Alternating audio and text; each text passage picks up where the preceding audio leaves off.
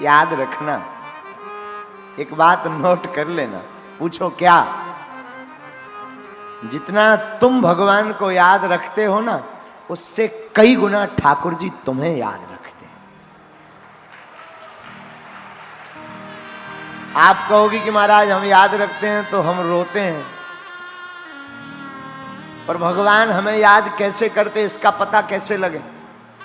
कभी कभी पूजा करते करते, भगवान के दर्शन करते करते, बिना कोई आप बीती को याद किए आपकी आंखों में आंसू आए ना, तो समझना आज ठाकुर ने तुम्हें याद किया है।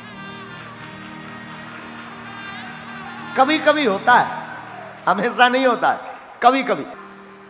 कभी कभी ऐसे ही मौज में भगवान के दर्शन करते समय, गुरु के दर्शन करते समय, गुरु के पाद कमल के दर्शन करते समय, किसी संत के नजदीक पहुंचते समय आपकी आंखें कभी कई बार झरझरा जाती, भर जाती, डूब जाती हैं। आप समझना उसने हमें याद किया है। भगवान ना तो देखने की वस्तु है, भगवान ना चखने की वस्तु है, ठाकुर की कृपा तो अनुभव का विषय है। भगवत्ता का अनुभव करो, गुरु कृपा का अनुभव करो। अब बुरा मत मानना, याद रखना अपनी डायरी में, कृपा और हवा दिखती नहीं है पर होती जरूर है। अब हम आपको पूछें क्या हवा होती है, आप कहोगे हां। फिर हम पूछें बताओ हवा की नाक कैसी है, आंखें छोटी हैं कि बड़ी? तो क्या बता पाओगे हां जी या ना जी? ना जी बोलो जोर से, हां जी या ना जी? ना जी। उसी प्रकार तुम भी किसी बुद्ध पुरुष के पास जाओ और कहोगी कि बताओ भगवान कैसे हैं, तो बता नहीं सकता, वो अनुभव करा सकता है।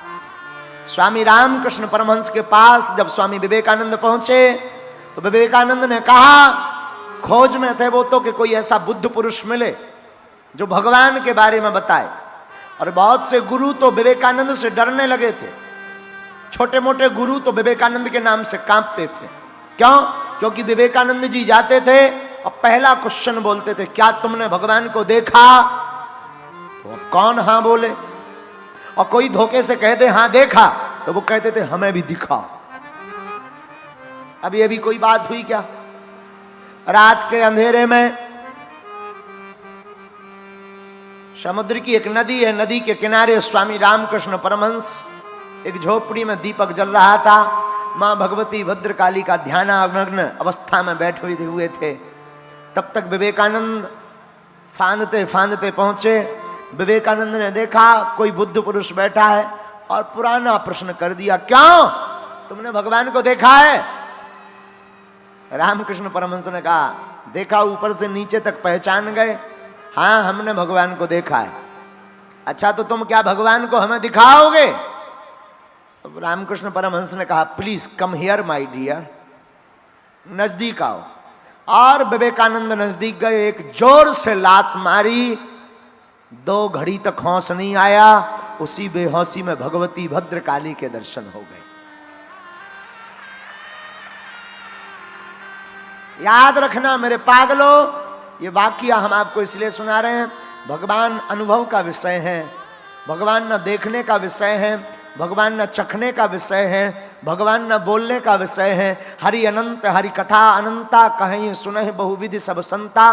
भगवान अनंत हैं, उनकी कथा इतनी अनंत है कि हम करोड़ों साल तक, हम छोड़ो शेषनाग जिनके 1000 मुख हैं, वो हजारों मुख से करोड़ों साल तक राम नाम या श्याम नाम की व्याख्या करे तब भी उनकी आयु कम पड़ जाएगी।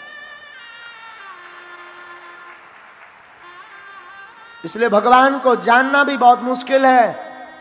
और याद रखना, गोस्वामी जी ने चौपाई बहुत ऊंची लिखी है, वही जाना ही जी है देह जनाई।